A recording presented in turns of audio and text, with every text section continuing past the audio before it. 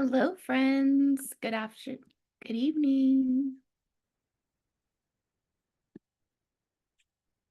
Okay, sorry guys. I just want to make sure it was on. And it looks like it is on. So I just wanted to come on and make a quick video. I went to the Tim Ballard fundraiser over the weekend, and it was pretty interesting and kind of strange. And so I just wanted to make a video and put it out there.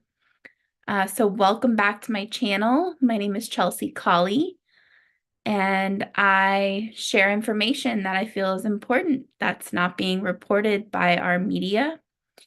And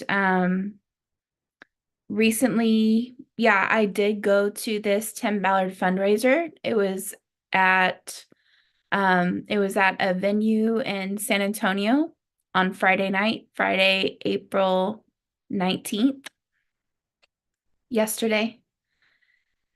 And it was pretty interesting. So the reason I went is because um I've been down the Tim Ballard rabbit holes. I'll just say that. But I do um I do align with Tim Ballard as far as wanting the human trafficking to be out there, wanting awareness about human trafficking. So I appreciate, Tim Ballard's work. He actually pretty much started the whole movement about human trafficking and awareness and stuff like that.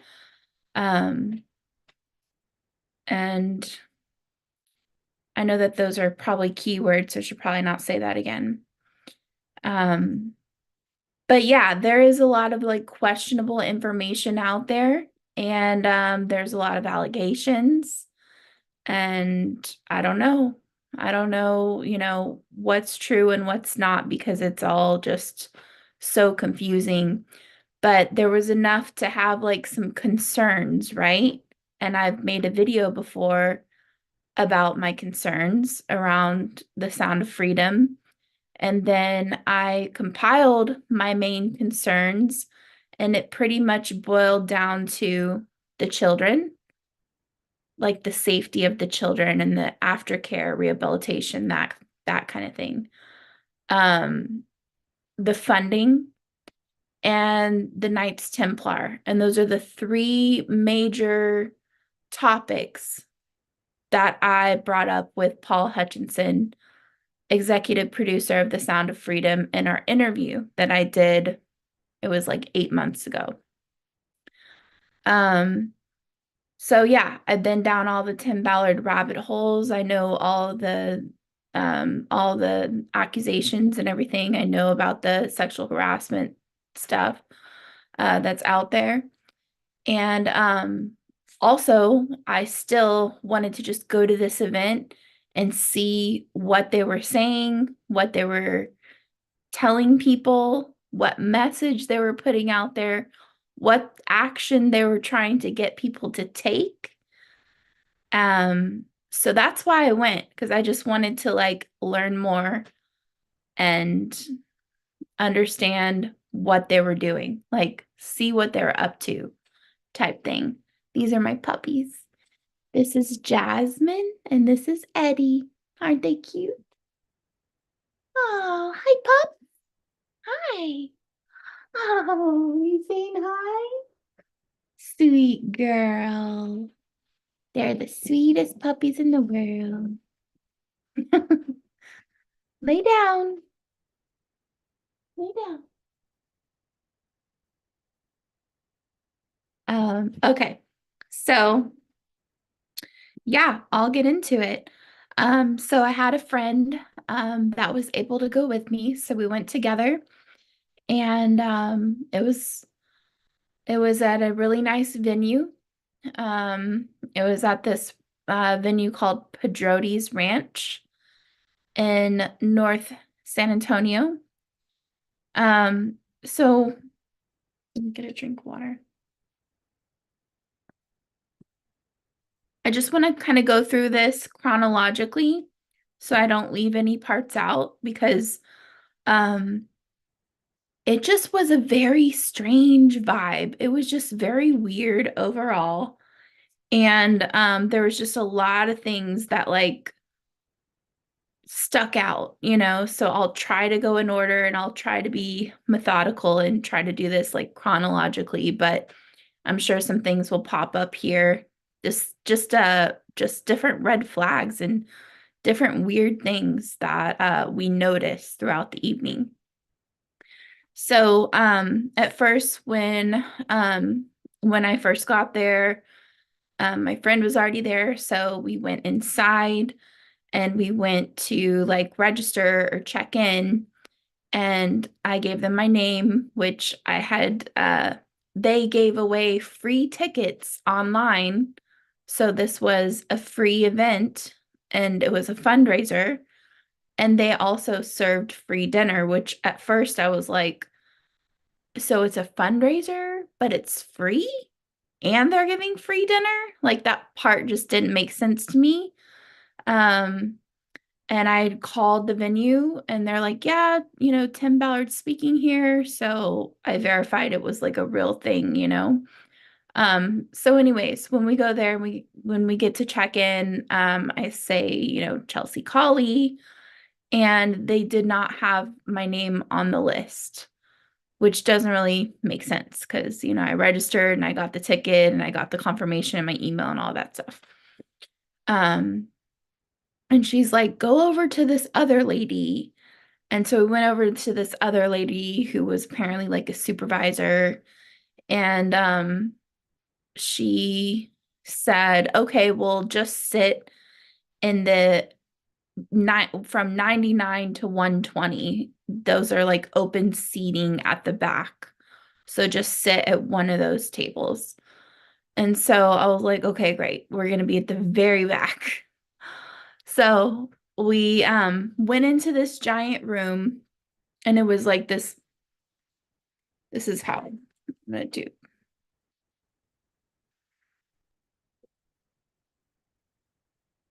So we're coming in. I've already got two people here. We're coming into this giant room. So this was the stage up here. And then there were all these tables, and it was all together about like 1,000 or 1,200 people. And then all the overflow tables were in the back. And so we were like at the very, very back of the back, way far away from the stage in the front. So we were like at table 119 out of 120. That's how far in the back we were. So I was like, I doubt we'll even see him very close because we're so far away. And I'm sure we're not going to get a picture with Tim Ballard because we're so far away. So we sat down. It was like nicely decorated and they served dinner and the food was decent. And then I was like, "Hey, look over there." And it was like Tim Ballard was standing like right by our table, like right just like not far away, like 30 feet away. And I was like, there he is. And he was just kind of standing there with two other people, with a guy and a girl. And they just kind of stood there for a little bit, and I like waved because he was looking in our direction. And he didn't do anything. And then they started walking like table to table. And so they came up to the table next to us, and like he shook their hands and like said hi to them. And I was like, he's coming over here. I guess we can get a picture. So we got a picture with them, said hi, said thanks for your important work, and then he went on to the next table. So I think I can pull those up, but yeah, we got a picture with Tim Ballard.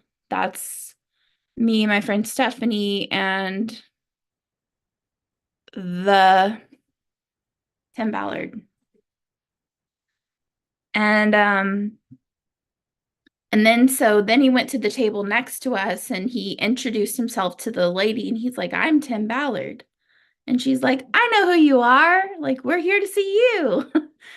And I just thought it was weird that he like walked up to the table. He's like, "I'm Tim Ballard."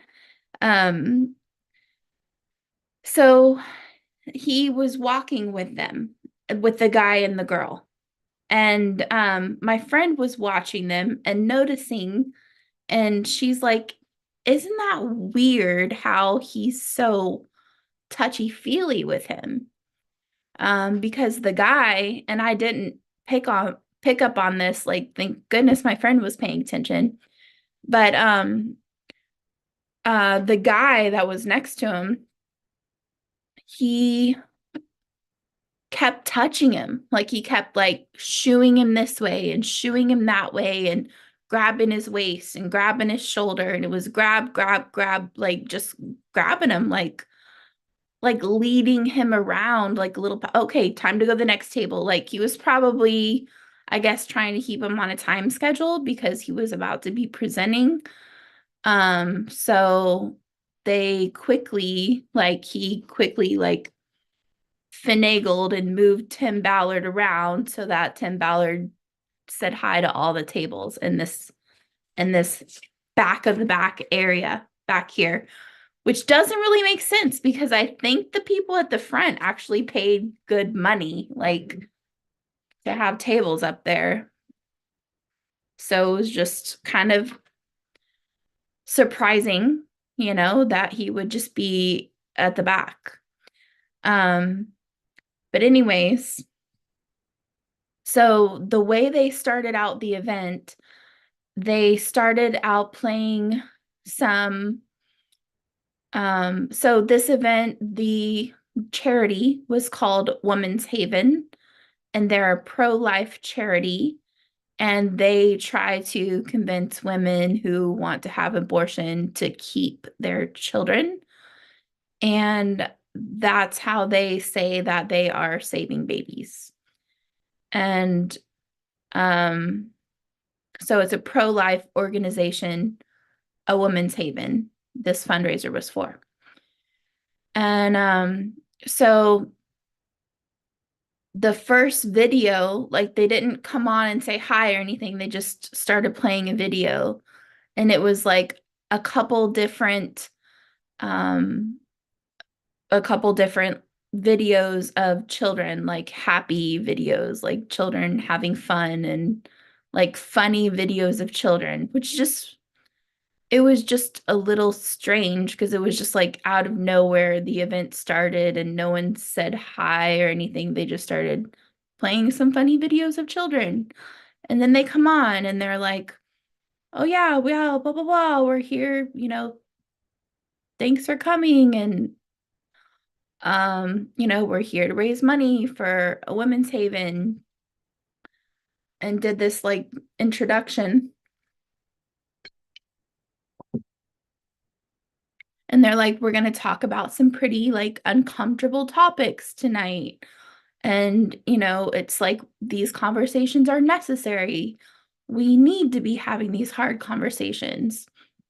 And I remember making the comment to my friend Stephanie, like, "I'm so glad there's not children here because that would be inappropriate and I wouldn't I wouldn't like that." Um, and then we started seeing children, like there was at least like 3 or 4 different people that had brought in their little kids there. And I was like, "Oh, great," because then they started playing the next video, which was very graphic. And it was talking about how they do abortions and how babies that are 3 months old feel pain and how they just rip the children apart, like rip their limbs off, rip their head off, like it was just a very graphic, um, uncomfortable video.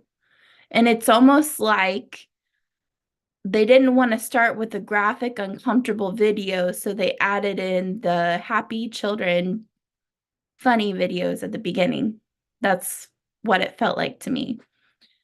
So that was uncomfortable too. And I made the comment to Stephanie, like, I hope this whole night isn't going to be depressing, you know?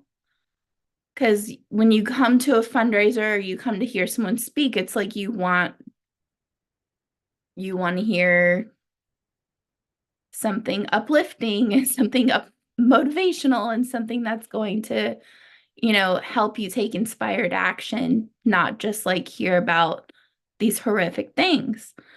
So that was how it started out. And then they said, now we're going to do something a little different. Um, we're going to, and then this guy, Eddie, spoke. And so I should go in order. So yeah, this guy, Eddie, spoke. And I thought Eddie was the CEO of Women's Haven, but then he said his wife was the CEO. So maybe he's like CFO or something.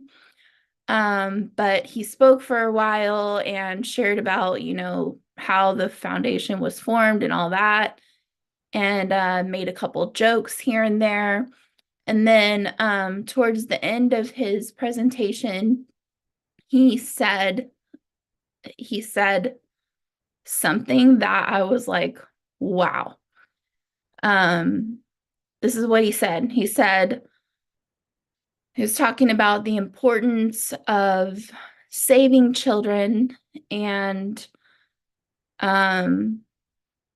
about they had mentioned during their presentation also that their organization, they invite like pregnant mothers who are considering an abortion to come in and hear the baby's heartbeat.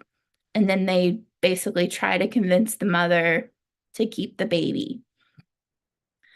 And they said that with their donations that they bring in and the costs that it costs to run their organization, they've averaged it out. It costs them $300 to save a life. They've got the cost. So anyways, they're saying this, and they've made this reference over and over. By the time, throughout the night, they're making this reference and saying it costs $300 to save a baby. So what he said was, when you're thinking about how much to pledge tonight and how much you're going to donate, I want you to think about this. Imagine that Satan is up here on this stage, and imagine that Satan is holding a bunch of babies. Now, how many babies are you going to save if it costs $300 to save a baby? And he's like, I want you to have that number in your head. These are his words. This is what he said. I'm telling you, this is what he said. And I looked at Stephanie like, are you hearing this? And then he said, so yeah, have that number in your mind. Now, what if these babies were your grandchildren? Now, how many would you save? So it was just like really kind of disturbing, guilt tripping, trying to entice people to give more, like scare tactics so that people will donate more. I mean, that's what he said. Like, that's the example that he's like, imagine Satan up here holding all these children. How many are you going to save? And how many are you going to save if they're your grandchildren? So that was him. And there was another guy that spoke. It was a cop from Boston. It was this Black guy, and he shared an inspiring story, and he also talked about how they do target minors with these abortions. And then Eddie spoke, and then it's time for Tim Ballard to speak. Okay. So so they said, okay, we're gonna do something different now. We're gonna get the people in the back a chance to, to hear Tim Ballard speak up close and personal. So we're going to go ahead and take a few questions, and we're going to do a quick Q&A with Tim Ballard at the back. And so they gave Tim Ballard the microphone, and he's standing at the back with the guy that's like shooing him around. And it was just like right on the other side of our table. So it was just like 2 tables over. So he was very close to where we were sitting. And they asked him a few questions. They asked him about his wife. And he gave his answer. And I think I have a video. But it was just strange. It was strange the way the guy was leading him around.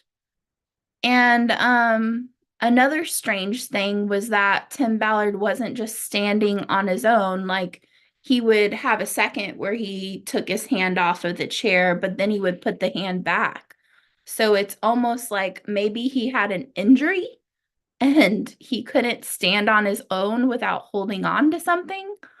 But I just thought it was odd that he was holding on to something the whole time he was talking. And I was like, I wonder if he's going to do that when he goes up to the front too. And he did. Like, he held on to the podium the whole time. I think I have a video. Also, it's almost like he wasn't familiar with how to use a microphone, because he was like holding it down here and it was very muffled. He was mumbling a lot and it was pretty hard to understand him. So maybe you'll see what I mean. I just got I think this is just like a 1-minute clip of him when he was close to us.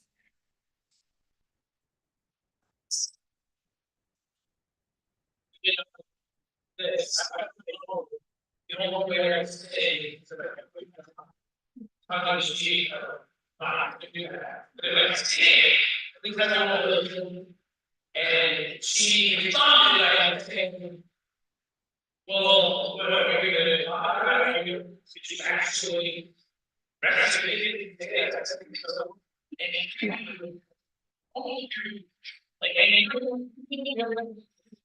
It was just, honestly, it was just weird. Like, it wasn't good presentation skills. Not that I have good presentation skills. But for someone who's, spoken at Congress, spoken so many times, done so many interviews, it wasn't polished. It was not confident at all. Like, he didn't appear confident at all. He didn't appear to have an ego at all. He just seemed kind of like a little puppy dog.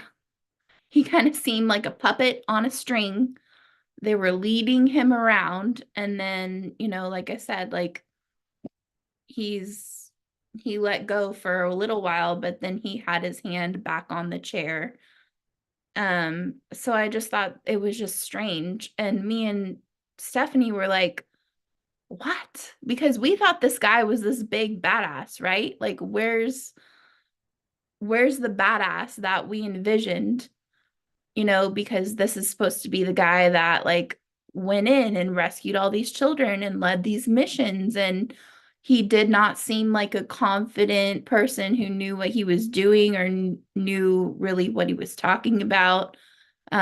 He seemed like a little puppet. It was just kind of strange. And then he did go up to the front, and then they're like, yeah, Tim, come on up to the front.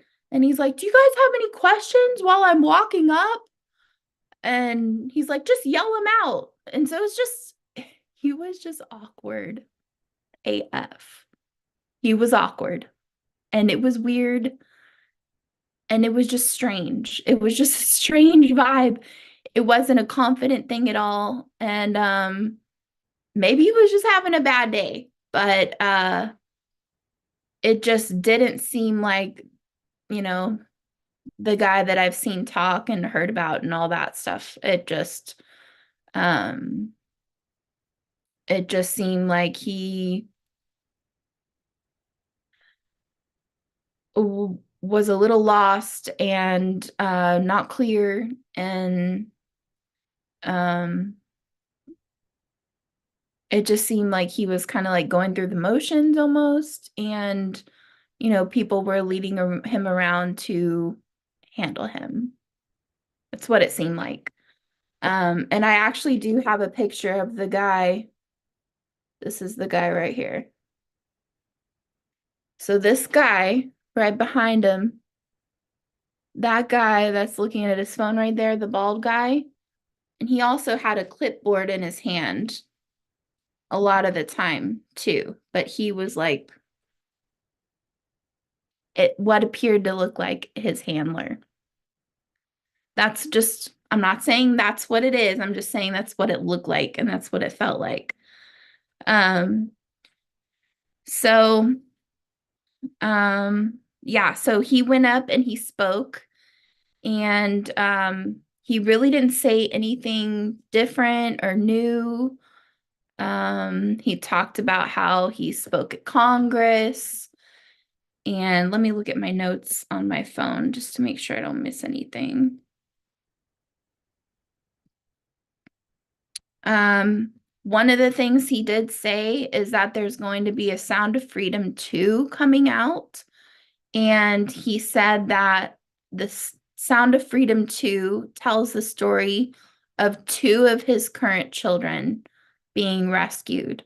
He said he used to have 6 children. Now he has 9. One of them was given to him, he said, and then 2 others he rescued as child victims.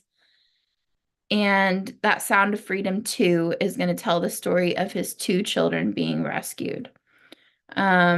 He says that he gives credit to his wife, and he said the story about how his wife said that, you can't jeopardize my salvation by not doing this mission, because he was going to have to quit his job, which he's talked about a lot. So yeah, he talked about how he testified in Congress last year that 100,000 children were missing, and these children like have a phone number on their hand, and then they have this phone number they call and they get the address, and then they deliver the children to the trafficker. And that is government sponsored, and they don't call them traffickers, they call them sponsors. So this is how they're doing it legally, taking children to these sponsors. He said 30 children have the same address in San Antonio.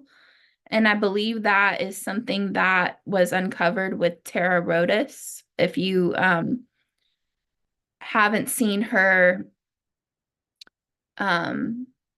testimony, I would look up Tara Rodas, RODAS, Project Whistleblower, or Project Veritas. Tara Rodas has revealed big time on what the Department of Public Safety has been up to and how. So he was just talking about basically how horrific, the trafficking is, and how they've like chased down these guys, they've stopped organizations.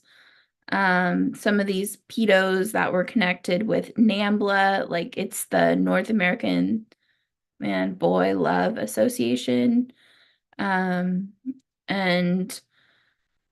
he's like, at least these kids that are, in this sex slavery, at least they have a chance.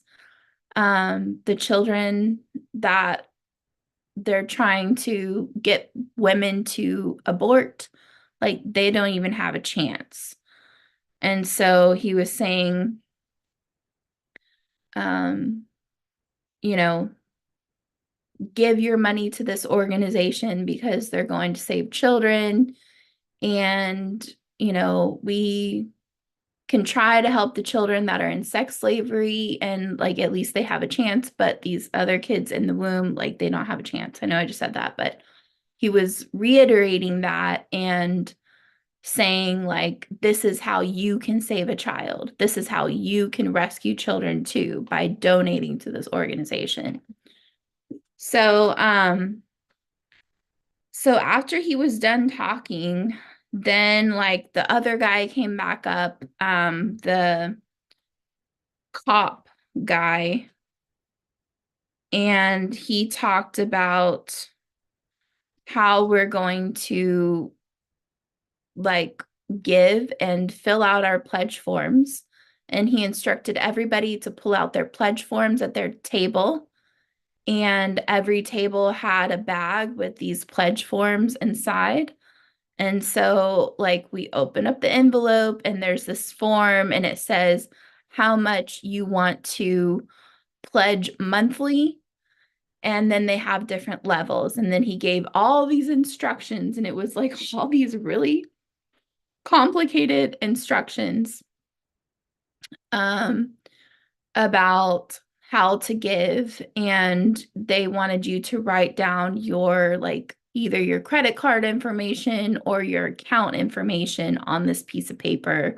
And then, like, bring this paper to a specific table, depending on which option you pick. And it was just a complicated process. Like, I don't know why they couldn't just like have people come pick them up at our tables. Because it would have been easier, but they explained this whole complicated process. And I wish I would have taken a picture of the pledge form, but I didn't think about that. Um, and so then, they're like, okay, so go ahead and do that now. And then they like turned on the music, and then we're all supposed to like deliver our pledge forms.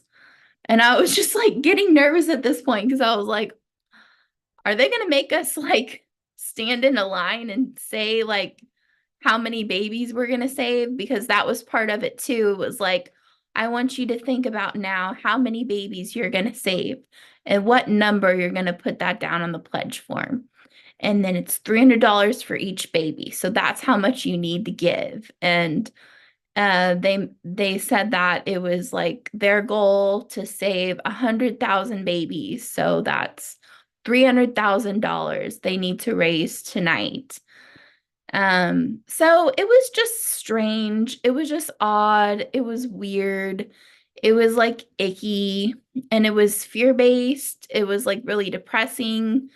I found it odd that people brought children to this event, and I wouldn't want my child hearing that kind of stuff. No one else seemed really bothered by the words they were saying, but maybe they were just kind of like stunned still or tuned out because it was pretty heavy. Like it was like really heavy religious condemnation type, fear tactics. And it was all very depressing, talking about this. So I think that's the main things. Like I talked to my friend Stephanie today because it was just so strange. It was almost like an out of body experience because we're like, did that really happen? Because it was just so weird. It was just like so odd. And the fact that they didn't like tell us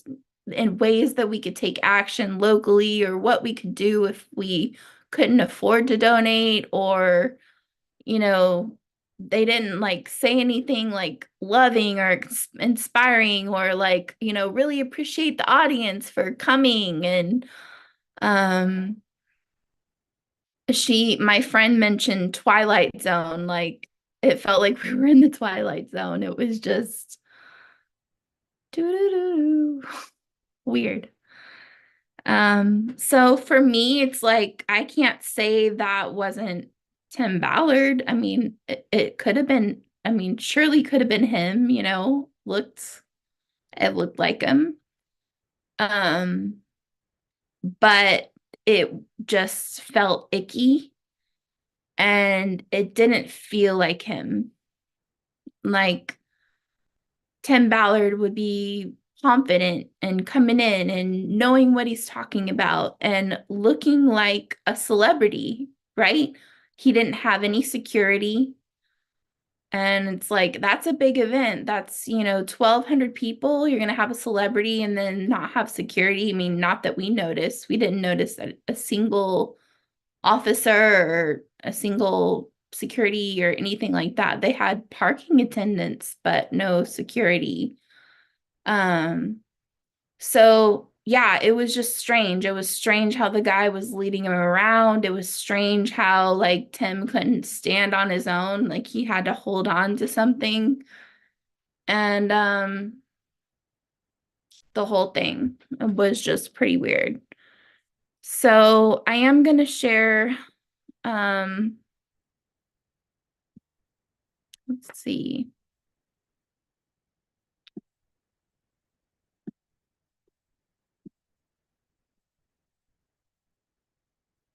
Okay. So let's see. Do we have anybody watch? We do have 10 people watching. Hi guys, how you doing? So if you have any questions, let me know and I can let you know or I can answer them in the comments. Please put them below the video, not in the live chat, but like the one below it. And then I'll see it. And I wanted to pull up this. So yeah, this was apparently him. He did look a little different, but I think it was him. I did put this side by side, and he does look a little different. With this photo on the right, this is the one that I took on the right, and this was me and Stephanie and him, and he was behind us, and he was kind of looking down. So his face shape is a little different. And this picture was taken 9 months ago, so it's pretty current, but he did look a little different. But I have done a lot of work on The Sound of Freedom. I've done a lot of research, and then I have like a history with it. I did actually meet Paul Hutchinson when he was still undercover in 2018 at Atlantis in the Bahamas. And he actually came and told his story. And he was already separated with Tim Ballard at that point.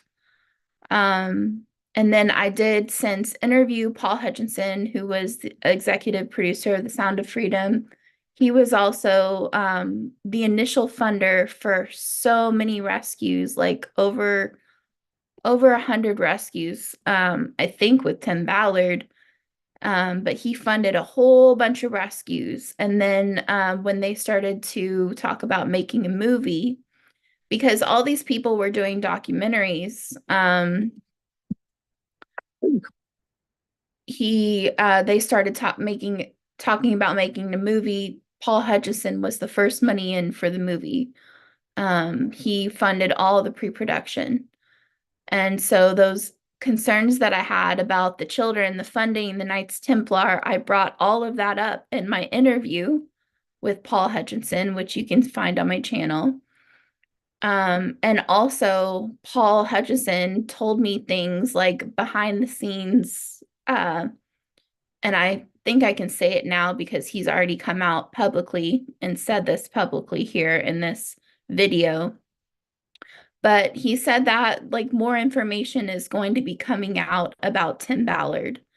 He said that this whole movie And this whole movement has corruption all the way to the very top, and corruption will be exposed through this movement.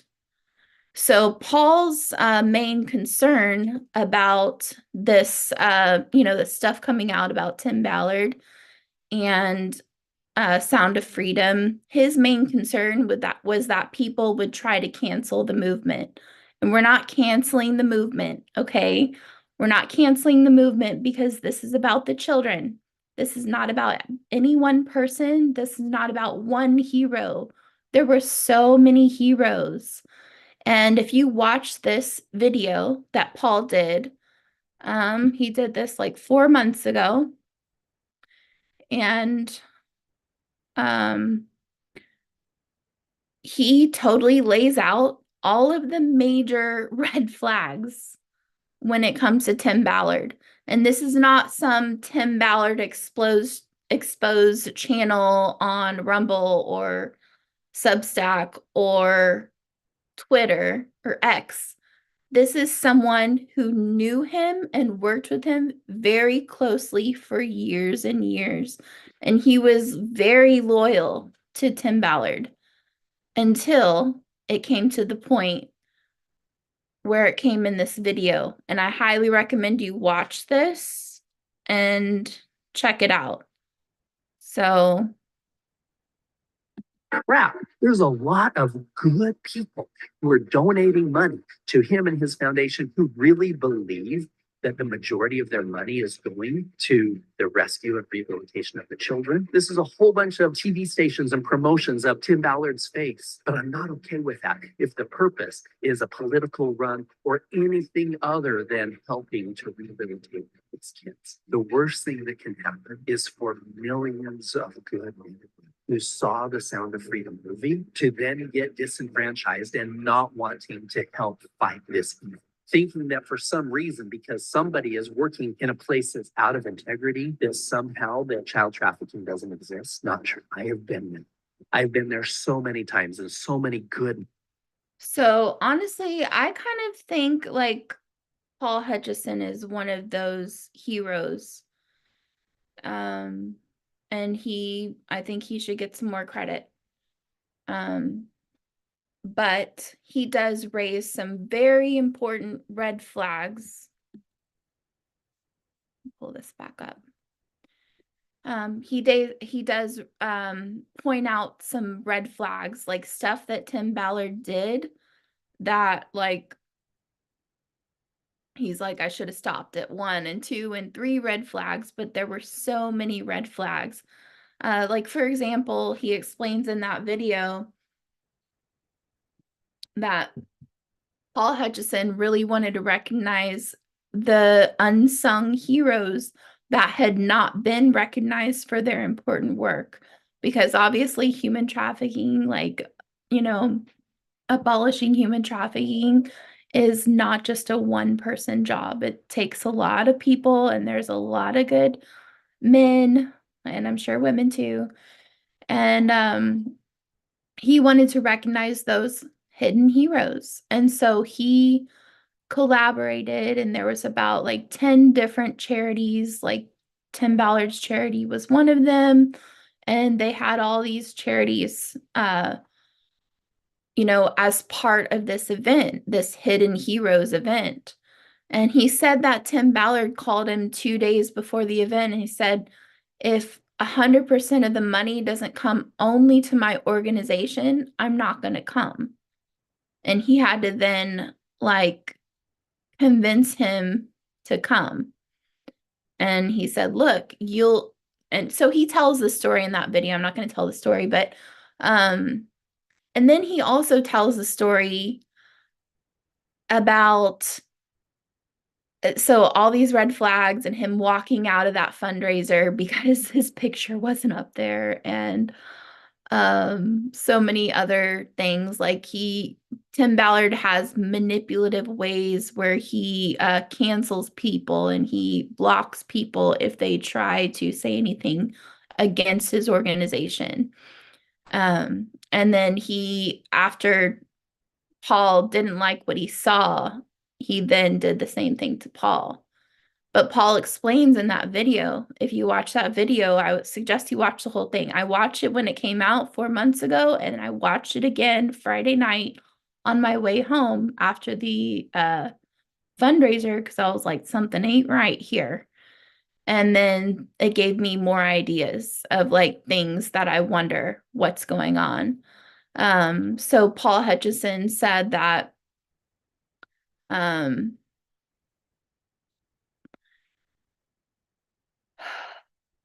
maybe you should just watch the video. Uh,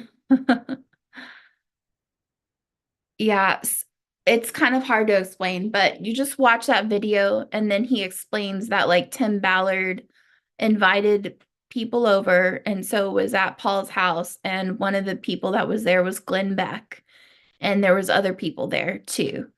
And Tim Ballard got a whiteboard and he put everything on the whiteboard and basically it was like Paul's organization is going to fund all of Tim Ballard's nonprofit charity organizations, and then everything is going to funnel down into timballard.com, and Tim Ballard is going to make sure that he gets at least 2.5 million annually. He's going to get 50 to $100,000 per speaking gig, and he's going to write 3 new books in XYZ. And then they're going to use the sizzle of the rescue to bring people to the Mormon church. And that was one of the things that Paul had said to me behind the scenes before he came out about that, that he is actually trying to, um, you know, use the sizzle of the rescue with all these videos that were taken at the rescues and stuff like that and try to bring people to Mormonism. So it's just like a lot deeper and darker uh than I could have imagined, and that's coming from someone who really knows. And I do trust Paul Hutchinson. The reason I trust him is because like he came to that event that I met him at when he was still undercover. He came to speak to us. And like he could have sold to us, he could have made more money for himself. There was a lot of wealthy people in that room. He could have got people to invest in his multi-billion-dollar hedge fund, and he could have made money that time, but he didn't care about money at all. He spoke to us for at least an hour, and I took notes and notes and notes and notes and notes and notes. And he laid it all out, everything that he had been doing, like rescuing children, funding these missions, going undercover, pretending to be this billionaire, which he was a billionaire. So it wasn't hard for him to pretend to be that. He played like this Jeffrey Epstein type guy, and the guys loved it. Like, these traffickers with their egos, like they ate it up and they wanted to get on Paul's good side. And Paul was running these stings where they would go in and save a lot of children. Um, so that's the reason I trust him, is because I know who he is behind the scenes from a very small group of people in the Bahamas. And I believe that was in 2018. It was like 5 years before like the movie was even mentioned. It was, well, a couple of years before the movie, before we started hearing about the movie. And then so those stories that he told us then are the stories that he's telling us now. But only he was still undercover when he told us. So I personally have a connection with Paul Hutchinson, and I do trust him because of that. So for what it's worth, that's everything that I found out. And I think the worst thing, Tim Ballard, or one of the bad things about Tim Ballard that is definitely like undeniable, like for sure, he's made this a lot about him and a lot about like feeding his organizations and feeding his um non-denominational or not his nonprofit organizations. And I think it is important to point it out that Paul came up with that idea first. Like, in my opinion, these aren't Paul's words, but this is what I noticed. Like, Paul opened the Child Liberation Fund, and then he combined different charities, different organizations to be able to like bring the money into the Child Liberation Fund and then funnel it through these different organizations. And now that is exactly what Tim Ballard did. So I think he kind of copied him in a way because that is exactly what Tim Ballard did with the Spear Fund, but only with his chosen organizations. He wants to have control over everything. He wants anybody to like bow down and never question him. And if anybody ever questions him, he blacklists them. And like what he did to Chet and Fletch, the creators of the abolitionists, he blocked them from the country from coming in and completing a rescue in Colombia. So if you don't like do everything he says, like he will just get you canceled. And so I have concerns like the money that was raised, like, first of all, how much did they pay Paul?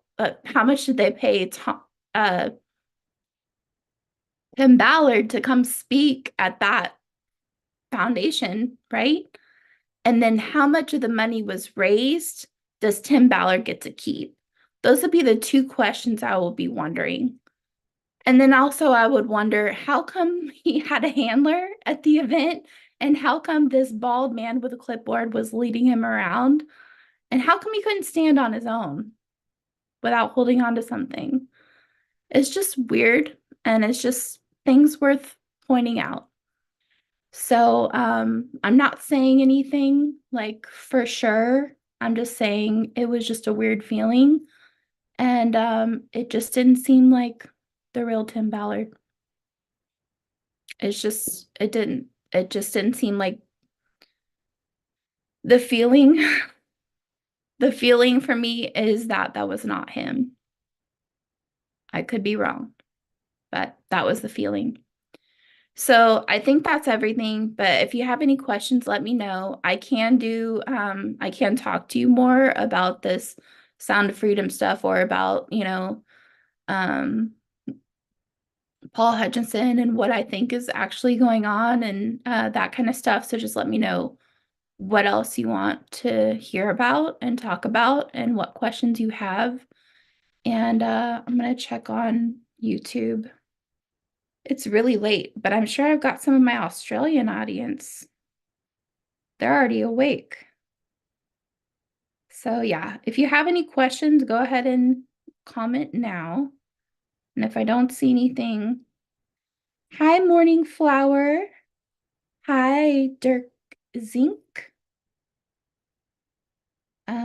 If it's a Mormon event, no wonder it felt so creepy. I still have nightmares from being taken to false religion as a young child. Yeah, he didn't mention Mormon at the event, and think, um, I think he wasn't supposed to. But you could tell there were Mormons at the event just because they're easy to spot because of their clothing. I'll say that. But yeah, a lot of the people at the event were older, and there were some, younger people like us, and some families and some children which shouldn't have been there. But most of the tickets were free tickets, I think, from Facebook, and then I think they targeted a lot of churches. So I think a lot of churches like got tables and stuff like that. But also it seems like the Facebook algorithms they used targeted people who were like posting about trafficking and or child advocates, something like that. Because a couple times when I tried to share the ad for the event, my friends couldn't see it. And I think that was because like something about my profile matched their Facebook algorithms. So yeah, anyways, it was a very weird event. It was like Twilight Zone. And then I had all day today, I was like, did that really happen? Did they really say those things? And they really did. And it's kind of like those commercials where it's like they're so like sad and terrifying, and you see the skinny little children like dying of starvation, and they try to get you to donate money. It was kind of like that. It was kind of like fear-based religious tactics, and trying to get you, like, the only solution. There is no other solution. Like, the only solution is to give them money. So I don't think it was very successful from the look of it, and from the fact that like no one got up and went and took their little pledge form over when they said, okay, time to take your pledge form. I just think they could have made it easier for people to give money. They could have like passed a donation offering around, but um, they didn't make it very easy for us. So yeah, it was pretty unorganized, and not very well done, not very well like thought out, not very respectful to the audience, especially when there's like small children there. And it was just overall pretty questionable. It was bizarre. It was bizarre. So that's it, friends. That's the truth, and that's what happened. Love you guys. We'll talk to you later.